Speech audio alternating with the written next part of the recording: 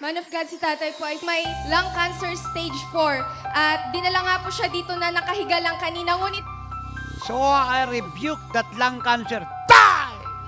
Come out of that lung. Die! In Jesus' name. Yung cancer nyo, tatay, wala lang stage. Yung stage, pinuto na ni Jesus lahat. Okay, salamat po. Ano po tayo? Gusto niyo pong makaranas po ng kamangha-mangha, kagilagilalas, at dakilang mga himala. Ito po mga himalang gagawin ng Diyos ay wala pong limitasyon. Makikita niyo po rito ang glory ng Diyos sa ating kalagitnaan, ang buhay na presensya ng Diyos at malalawalati ang ating Panginoong Jesucristo.